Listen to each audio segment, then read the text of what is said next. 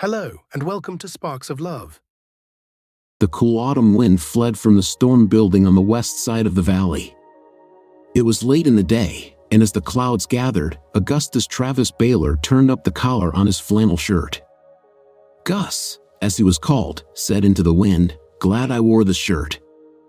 Those clouds are going to drop the temperature even more.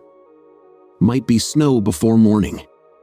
The heavy flannel shirt was almost a jacket, in a muted green and brown plaid. It wasn't a camo shirt, but it did a good job of letting Gus blend into the surrounding forest, and it was water resistant. He was coming back from an unsuccessful bow hunting trip.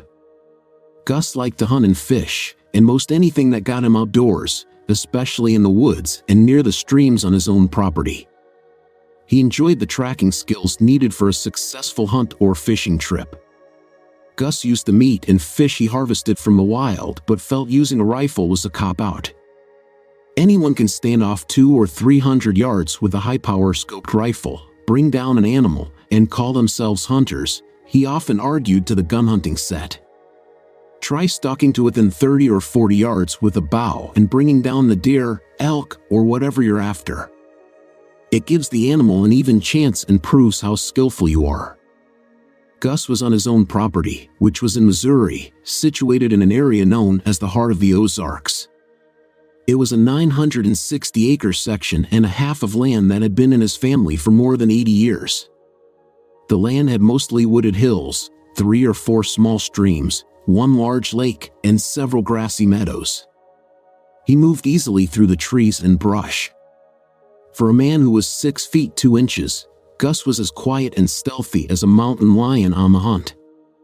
His tracking skills and movement through the woods had been learned at his father's and grandfather's knee. Gus's lean, trim build, dark eyes and hair, and his naturally light tan complexion, made even darker by outdoor exposure, told of his Native American heritage. Maybe his liking for the bow was part of that heritage. Gus smiled as he walked back to the old farmhouse, thinking of the stories about how this farm had come into the family's hands. "This place feels like a friend as well as my home," Gus thought. "More so than that apartment I have in St. Louis." Gus's great-great-grandparents had migrated north and slightly east from the West Texas plains during the Great Depression in 1935. Things had been tough in Texas, maybe more so than in the rest of the country.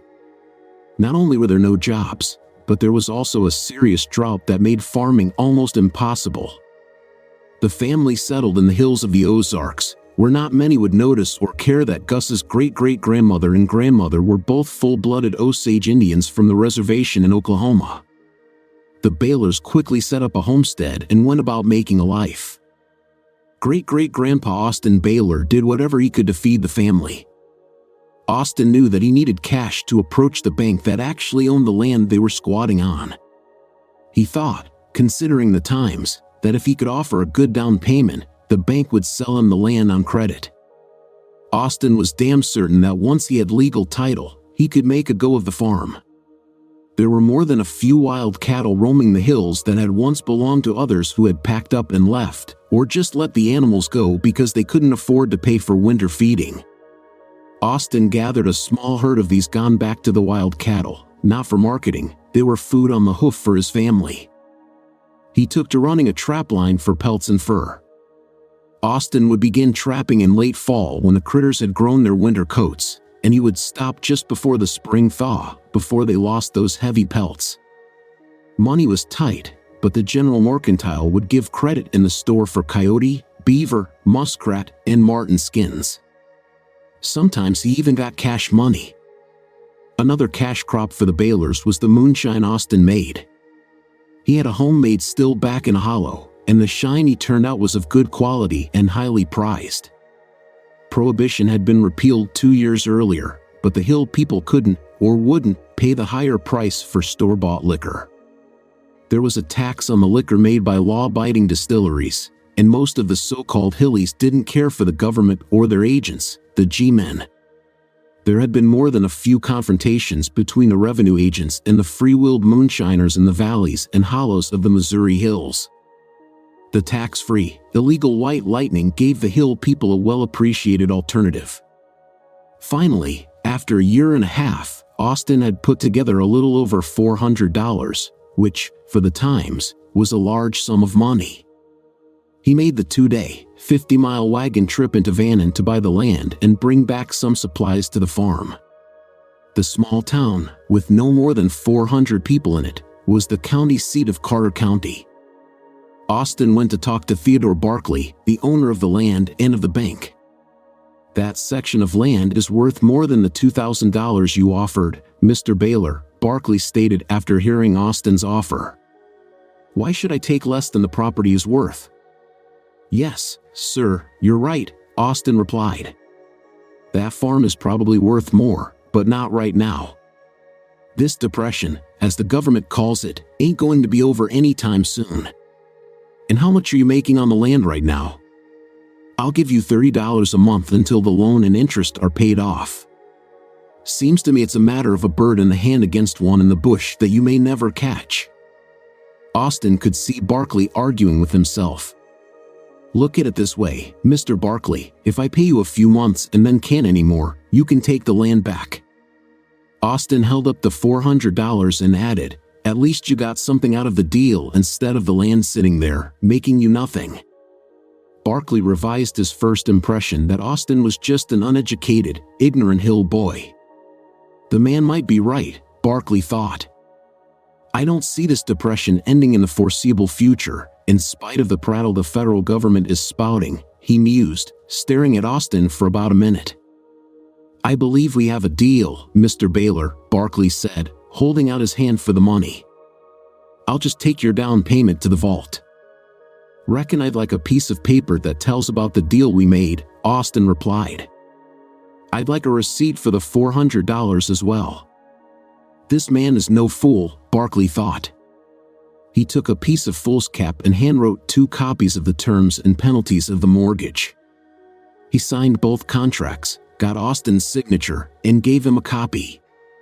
"You've bought yourself a farm, Mr. Baylor." "Reckon so," Austin agreed.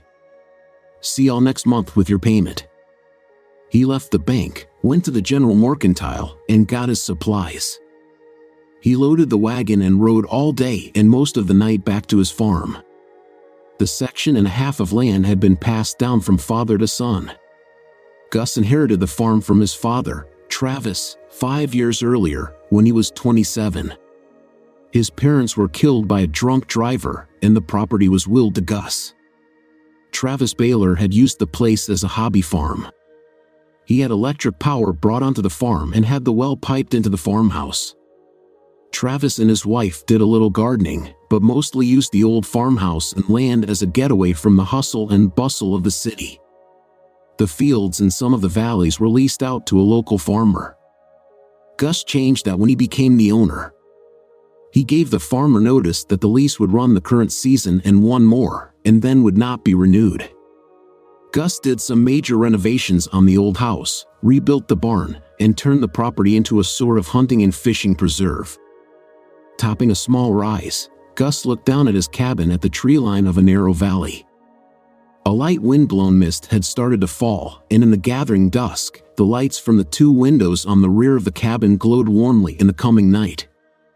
A column of smoke rose from the river chimney. The smile on his face turned into a full grin. "Ally must have the fireplace going," Gus thought. "Bet she's got supper on the stove too. I sure hope so, 'cause I'm hungry after my little hike." Before starting down the slope, Gus looked over the 2 valleys separated by the hill he stood on. He had a deep sense of being home. He worked in St. Louis, but his heart and his home were here, on the old farm.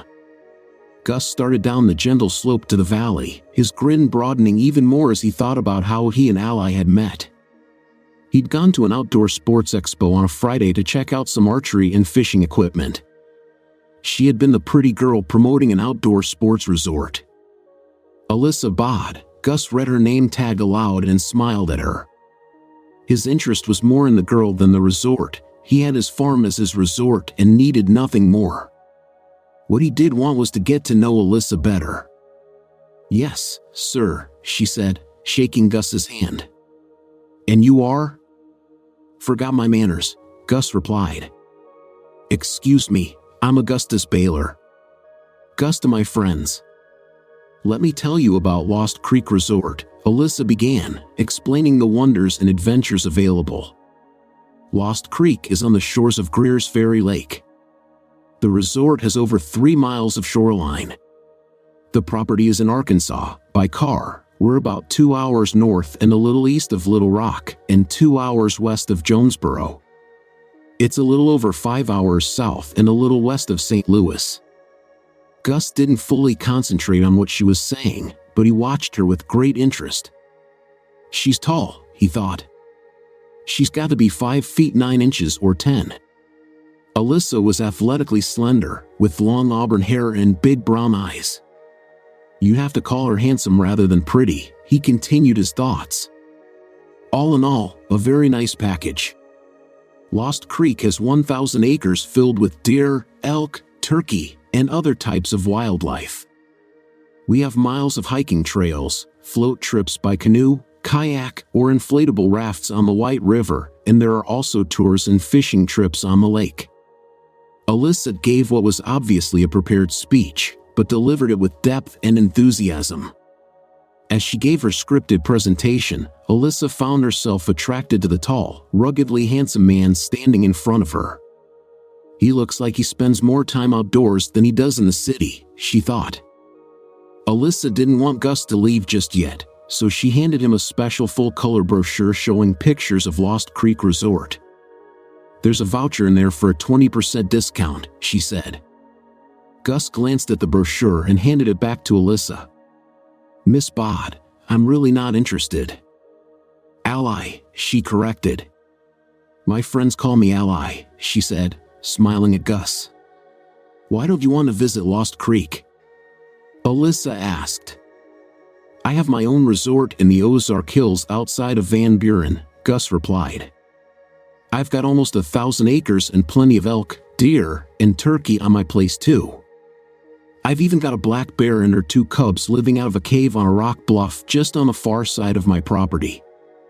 My place has several year-round creeks or streams and a pretty large lake. He smiled and added, You'll have to let me show it to you. Ally returned his smile. I'd have to know you a lot better before I'd go traipsing off to the backside of nowhere. We can remedy that problem, Gus said. The expo closes on Sunday. I'd like to take you to dinner, say on Monday evening. We can begin the getting to know you process. Why wait? Ally asked. I get off at 5 today. The sooner we start the process, as you call it, the sooner it will be completed. And the sooner I get to visit this resort of yours. Smiling, he said, See you at 5. That dinner led to more time together. Ally and Gus would date at least twice a week, more when Ally wasn't working an outdoor or travel expo out of town. Gus found that Ally was more than just a pretty model for Lost Creek. She had grown up on a farm on the outskirts of Columbia, Missouri, and had a master's degree in business administration and a BS in hospitality management. Her goal was to run a group of resorts like Lost Creek. Almost 3 months to the day after they met, Ally got to see what she called Gus's resort for the first time. Gus had improved and renovated the building to modern standards, but kept most of the historic features. The house was a rambling 1-story structure, very much like you'd see on the West Texas plains. The building had 2 separate parts connected by a covered breezeway. Gus had built walls for this walkway with a few windows so you could get from one section of the house to the other without being exposed to bad weather. Across the breezeway, the second section of the home held a master suite, 2 additional bedrooms, and a guest bathroom. Gus seldom had visitors to the farm, but when he did, he wanted them to be comfortable. He had updated the bathrooms and plumbing. Gus had a second well dug to ensure that his house had enough fresh water, and he kept the old-time pump in the kitchen to preserve a bit of history. The main house faced west, so you could sit on the large front porch and watch the sunset from one of the 2 old-time rocking chairs. The rear of the house, with its own porch, also had 2 rocking chairs to view the sunrise over the hills to the east. this main section of the building was actually one very large open room. It contained the almost gourmet kitchen, a large eating area that still had the old farm table in it, and an area in the front of the building that was like a huge family room. Tucked against a side wall was a bathroom. Ally fell in love with the old farmhouse and the valley it sat in. The story of how the farm came into Gus's family intrigued her, and she quickly showed Gus that she was as much at home in the woods as he was, sharing a love for the outdoors. With her hair pulled back into a ponytail and little makeup, she seemed like part of the hunting party. She helped plan which expos the Lost Creek Resort would attend, along with a few other vacation places. If she wasn't doing an expo, Gus would pick her up as soon as he finished work on Friday, and they'd head out of town. It was about a 4-hour drive to the farm, the last hour from Van Buren over back roads, forest access trails, and an old path with 2 ruts marking the way to the house. The first week in November, Gus and Ally drove to the farm. The deer archery season would run 1 more week, and Gus planned to harvest a buck. Work schedules had prevented him and Ally from coming to the farm earlier in the season. Gus carried in some wood for the stove as Ally put away the supplies they had brought with them. They planned on staying for 4 or 5 days. "If I get a deer the first day or 2, we'll go fishing or hiking, or just enjoy being out here away from the city," Gus told Ally. "Is there a doubt that you'll get a deer?" Ally asked, pretending to be shocked at the concept. Gus picked up his bow and replied, "Using this instead of a rifle gives the animal a better than even chance." Ally giggled and ran across the room to jump into Gus's lap. "You're smart enough to make me fall in love with you, and that's good enough." "That's right, Ally. I do love you," Gus said as he reached into the pocket of his jean jacket and pulled out a ring box. He opened it and held it up to Ally. "Will you marry me, girl?" Her answer was a squeal of pleasure and a kiss she placed on Gus's lips. Hours passed before they remembered to eat dinner. "I'm heading out before first light in the morning," Gus said as they got ready for bed after a shower. "Going to try for a deer up by that big rock shelf in the next valley. It'll probably be late afternoon or maybe even dusk before I get back. Of course, if I get an animal, I'll be back sooner." As Gus hiked back, his thoughts were on Ally, but the clouds opened up and a sudden downpour snapped him back to reality. Better get inside, he thought, noticing the weather shift. He stepped onto the back porch, taking shelter from the rain. Gus grabbed a soft, dry towel from a peg on the wall and wiped down his bow and leather quiver. He had crafted the quiver himself from elk hide, and it held 12 hunting arrows with broadheads for large game. His recurve bow was custom-made by Black Widow Bows in Nixa, Missouri, after months of precise measurements and testing to meet his satisfaction. Gus hung the bow and quiver on pegs along the back wall, letting them acclimate to the room's temperature. He unbuckled his leather belt, which held a small hunting pouch and knife, and hung it as well. After wiping the mud off his boots, he entered the house. Inside, he saw Ally sitting at the kitchen table with her head down, her hair hiding her face. But when she looked up, Gus saw a red handprint on her cheek. He took 2 steps toward her before noticing the 4 armed men standing by the door. The biggest of them held a .45 pistol aimed directly at Gus. "That's far enough, buddy," the man with the pistol ordered. He motioned with the gun. "Join the little lady at the table." Gus sat down next to Ally after checking she was otherwise unharmed. "There's no money to speak of in the house," Gus said calmly. "The keys to my truck are in it. Take the truck and supplies, and leave us be." The big man shook his head, smiling. "You don't understand the situation here, buddy." He introduced himself and the others. "That's Joe, Barry, Jenkins, and I'm Sully. We're your worst nightmare." Gus assessed each man quickly. Joe was gaunt, almost skeletal, with white hair.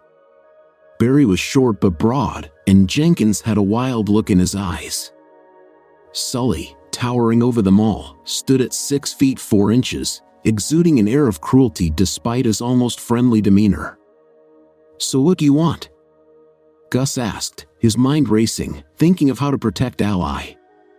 Ever read a short story called The Most Dangerous Game? Sully asked. Gus nodded.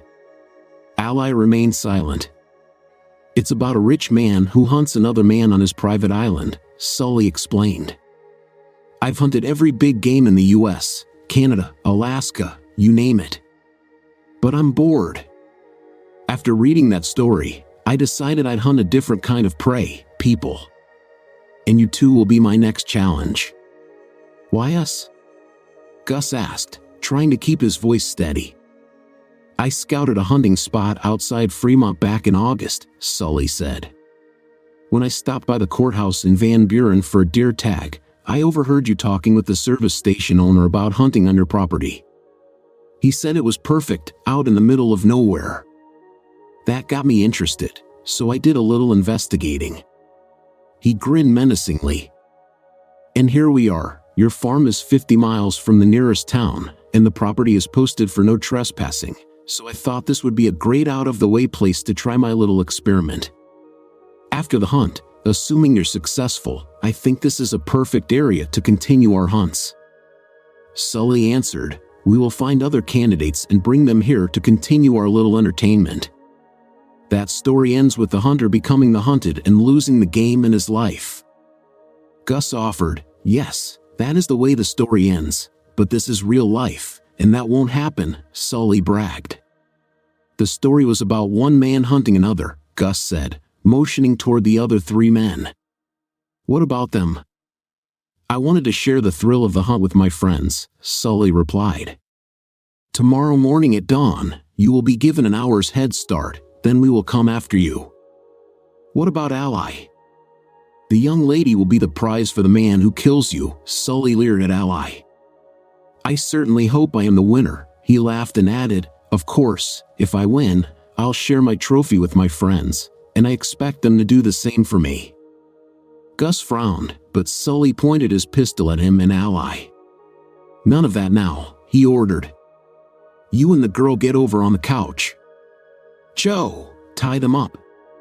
Don't make it too tight. We want our prey to have feeling in his hands and feet. Tomorrow morning, Sully smiled again and added, after all, we want to be sporting. The painfully thin man used a rock climber's nylon rope to first secure Gus and then did the same to Ally. Now I suggest you get some rest, Sully said. The hunt begins at dawn. Will the prey be allowed a weapon? Gus asked sarcastically. I have no intention of one of us getting hurt if you should get lucky, so no, you will be unarmed. Sully, Joe, and Jenkins went through the breezeway to the bedrooms, leaving Barry to guard the prisoners. Gus and Ally watched and talked in whispers. When Barry wasn't paying attention or went to the bathroom, they discussed plans and options, still awake 4 hours later when Joe came to relieve the watch. After Barry left, Joe went to the stove, got the coffee pot, and poured himself a cup. While he was occupied doing that, Gus leaned close to Ally's ear and whispered, no matter what, I will come back for you. Ally looked back at Gus and smiled softly. I know you will, she replied, leaning in closer to Gus and kissing him. Just don't get yourself killed. They're not good enough to catch me, so you do what you have to do to stay alive, and I will come for you. Ally seemed to gain strength from Gus's words and nodded. All too soon, Gus could see the sun beginning to rise. Sully, Joe, and Barry joined Jenkins in the kitchen after getting coffee. Sully pulled his gun and sent Joe to untie Gus. Let him stretch his legs before we send him on his way, he ordered. The hunters allowed Gus to take a long drink of water and pushed him toward the back door. You'll have a 1-hour head start from the time we put you out the door, Sully instructed. We won't watch where you go, but in an hour we will track you down. Gus started to say something to the big man, but Sully held up his hand. You now have 59 minutes. Gus stared at Sully for a few seconds, turned, and stepped out onto the back porch. Sully slammed the door behind him with a grim smile. Gus grabbed his bow, quiver, and hunting belt from the pegs on the outside wall. Good thing they didn't check the back wall, he thought as he left the yard at a ground-covering lope. 10 minutes later, Gus settled behind a huge oak tree on a hill overlooking the valley and the house. The rain had stopped during the night, but the low-hanging dark clouds began to drop a gentle snow about 30 minutes after he had been forced out of the house. Sully, Barry, and Jenkins stepped out onto the back porch. Sully pointed to the path leading up the closest hill, and the men started into the woods. So much for an hour head start and being sporting, Gus thought. If this snow gets heavier, it will be harder not to leave a trail for them to follow. He watched as the men went over the crest of the hill and started down the other side. Gus tightened the ties on his winter weight moccasins, which allowed him to move silently through the woods, and waited a few minutes to make sure the men were gone. He had only seen 3 of the hunters. Joe must have been left behind to guard Ally, Gus thought. Slowly and carefully, he made his way down the hill to the back of the house. Gus took a very quick peek through one window and saw Joe sitting at the kitchen table, facing the front door with his head down as he played solitaire.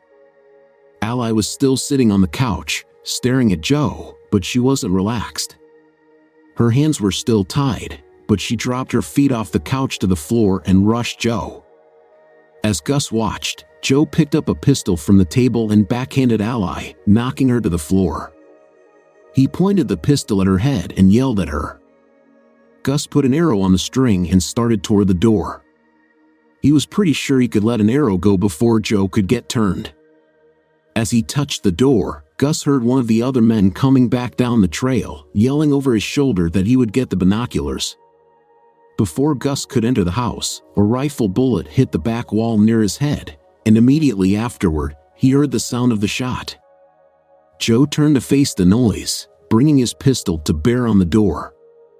Having lost the advantage, Gus turned and sprinted into the trees near the corner of the house, away from Barry, who was coming down the hill.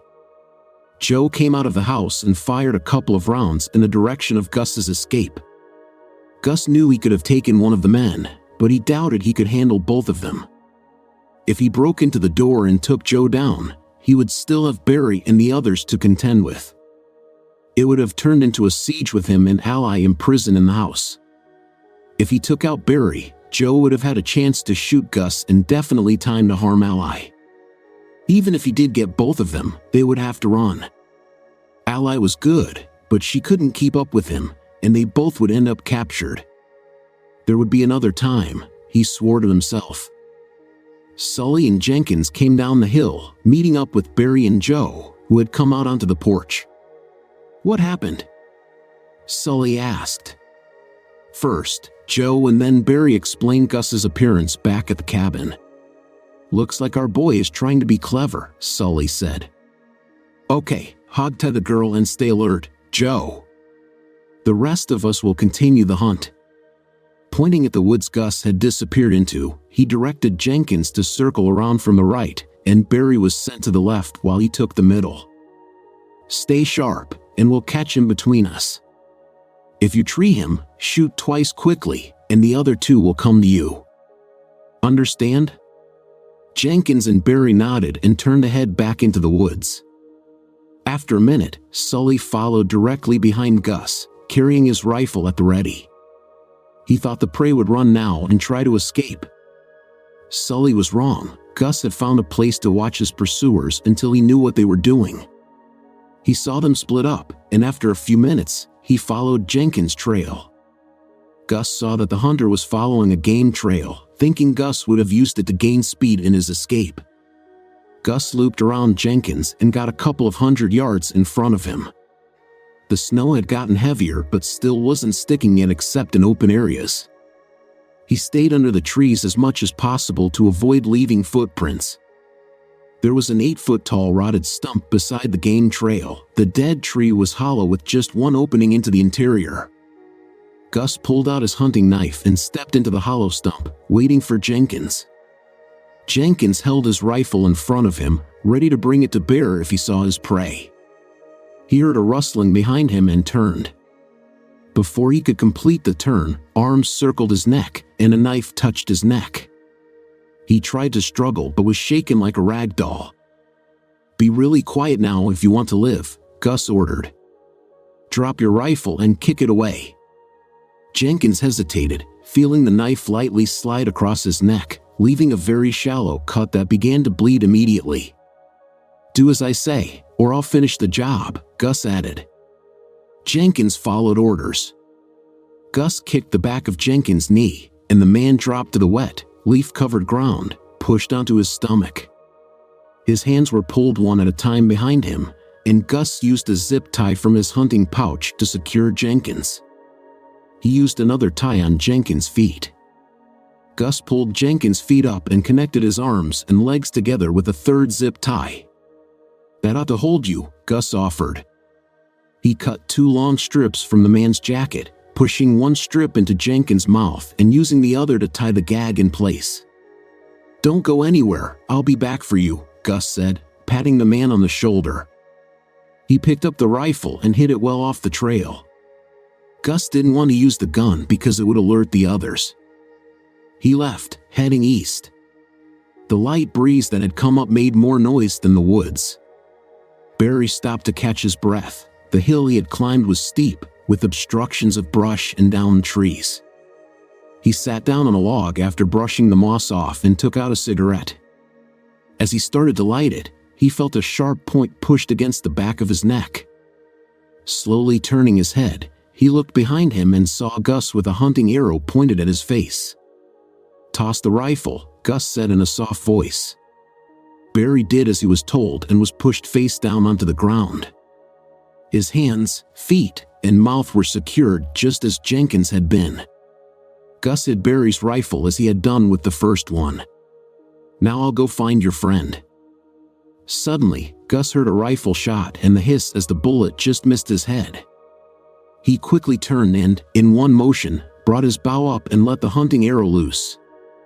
The arrow, a carbon graphite shaft with a razor-sharp broadhead tip, flew from the bow, covering the 40-foot distance in less than 1 second. The impact of the missile just below the breastbone drove Sully to his knees. An arrow protruded from his back through his spine. Sully looked down at the shaft and then up again. He gave a mocking salute and fell over. "No need to tie this one," Gus said, turning and, like a ghost of the woods, slipping through the trees back toward the farmhouse. Gus slipped onto the back porch and peeked into the window. Joe was at the table again but had his back to the wall. He held his pistol, bracing it on the table, nervously looking at both the front door and the back one. Stepping to the side of the door, Gus knocked. He saw Joe jump up and point his pistol at the back door. "Joe, it's Gus. Baylor, Jenkins, and Barry are secured up on the ridge." Sully wasn't as lucky. "He's up on the ridge too, but I had to take care of him. I've got the girl." Baylor's voice quivered and rose in pitch. "Joe, if you hurt her, I will make you regret it." Gus responded, "Leave your pistol and come outside. I give you my word I won't hurt you." "What are you going to do to me?" Joe's voice was full of fear. "I'll take you, Barry, and Jenkins to the sheriff," Gus said, waiting a few seconds before speaking again. "Come on, Joe, you can't hold out forever. You've got to sleep sometime." Joe argued, "That's true, but you'll never know when I sleep. All I have to do is check on you now and then." Joe looked longingly at the front door but hesitated. If Sully and the others had been taken by this guy, he thought, I don't stand a snowball's chance in hell. Making up his mind, he laid the pistol on the table, moved away, and got down on the floor. Before he could call out, Gus came through the door with an arrow on the string and the bow pulled back for shooting. Gus let the string go back to rest and picked up the pistol from the table, sticking it in his waistband. He went to the pantry and got 3 more zip ties, having used all he had on Jenkins and Barry. Gus put his knee in Joe's back and secured the man like the others. Then he went to Ally. Using his buck knife, Gus cut the ropes holding her and helped her to sit up. "Are you okay?" he asked. Ally nodded, rubbing her wrists and stretching her legs to get the circulation back. "What about the others?" she asked. "Like I told Joe, 2 of them are hogtied in the woods," Gus gave her a grim smile. I had to deal with Sully. Good. The scumsucker got what he deserved, Ally replied. Gus looked closer at Ally. The left side of her face still showed bruising from the first slap, while the right side was swollen. There was a small cut just at the end of her eyebrow, and the ugly colors were obvious. Let me get a cold towel for your face, Gus suggested and walked to the kitchen sink. As he left her, Ally got to her feet and, limping a little, made her way to where Joe lay on the floor. Drawing back her foot, she kicked him 3 times. How does that feel, you little? You thought you could use me for your plaything, didn't you? She started to kick him again, but Gus put his arms around her and pulled her away. Settle down, young lady, he said with a laugh. I thought I was the deadly hunter. But I'm really mad. All he talked about was what he and the others were going to do to me. Ally leaned into Gus's arms and asked, What are we going to do now? We can't call the sheriff. We don't have a landline phone, something you refuse to allow on the farm, and our cell phones don't get reception out here. We'll take the truck, go to Van Buren, and tell the sheriff what happened. Then he can follow us back and pick up the garbage. Gus grinned and added, As far as a landline goes, it would cost a fortune to get one installed this far out, and even if we could, I came here to escape civilization, not to bring it with me.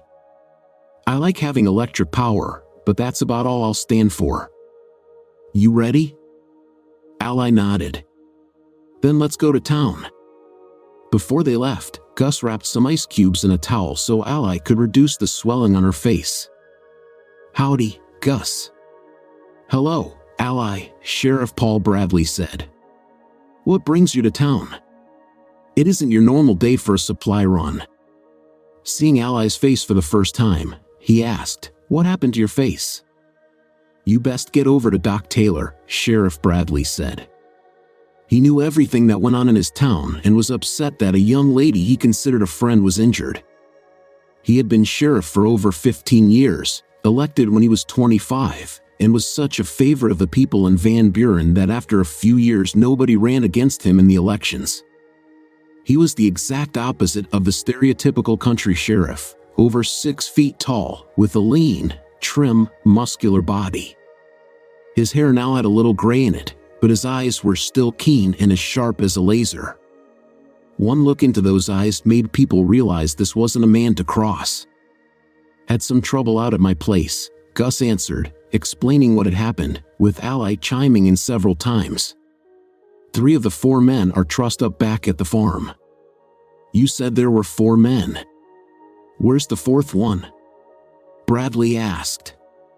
He shot at me, and I had to take care of him, Gus answered. He's up on the ridge too. Sounds to me like they picked the wrong man to hunt, Bradley said. Y'all get Ally over to the docks when you're ready to go back. Me and my deputy will follow you. There wasn't much that Doc Taylor could do for Ally. He examined her, cleaned the cut on her face, and closed it with a small butterfly bandage. It won't leave a scar, so don't worry. Here's some pain pills if it gets to hurting too bad, Taylor said. That cold compress is about all we can do, but you're going to look like a raccoon for a spell. Arriving back at the farm, Gus and Ally ignored Joe, who was still hogtied on the living room floor. They made and ate lunch, as neither had had anything to eat since their adventure had begun. Hey, don't I get something to eat? Joe asked in a whiny voice. No, you don't get something to eat. You're lucky you can still breathe, Gus replied. Shut up until the sheriff gets here.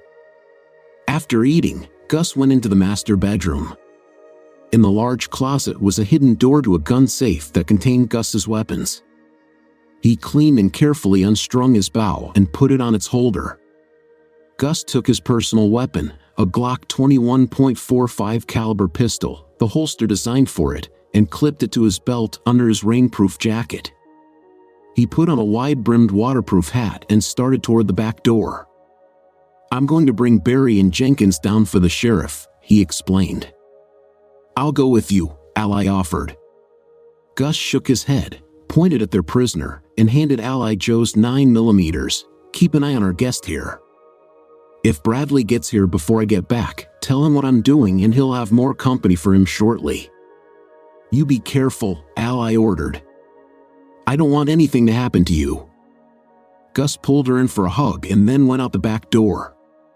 He hiked up the ridge to where he left Jenkins. The man was lying on his side, soaking wet from the rain and snow, shivering from the cold. Gus cut the zip tie holding his hands and feet together and cut the one securing Jenkins's feet, leaving his hands tied. Gus pulled back his coat and showed his prisoner his weapon. "You're going to walk down the hill in front of me," Gus said. "If you try anything or try to run, I will shoot you and leave you to rot. Understand?" Jenkins nodded. "Yes." "Say it," Gus ordered. "I understand," Jenkins said. Gus turned him down the hill, and the two men slowly made their way back to the farmhouse. Climbing onto the porch, Gus called out, "It's me, Ally."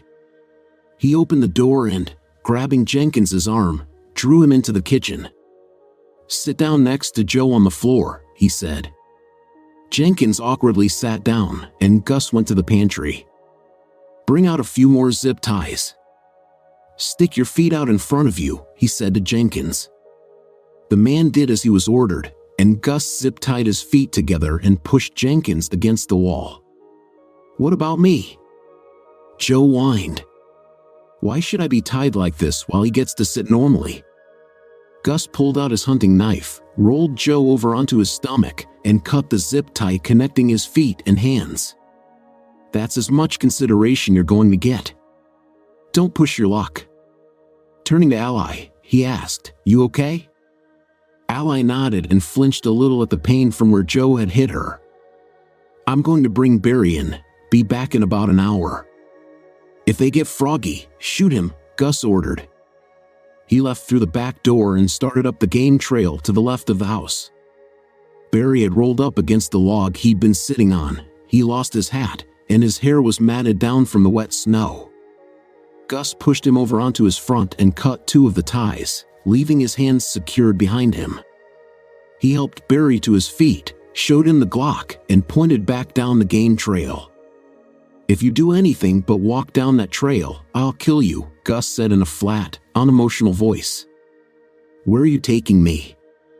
Barry asked. "Back to the house to join your friends. The sheriff should be there by the time we get back." Barry slipped on the muddy game trail and fell down. "Careful now, we wouldn't want you to get hurt," Gus said, helping the man to his feet. A large white van could be seen parked in front of the house as the two men came down the hill to the back of the house. "Looks like your ride is here," Gus said. He guided Barry into the house and pushed him to the floor next to Jenkins and Joe. "You didn't bring the body of the fourth man down with you?" Sheriff Bradley said. It was both a question and an observation. "Nope, he's up on the ridge just off the game trail," Gus answered. "He should be buried," Bradley suggested. "If you want him, go up the hill and get him.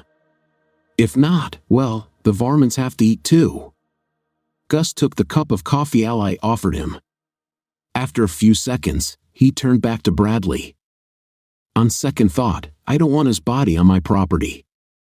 Loan me a deputy and I'll take the ATV up the hill and bring the body down.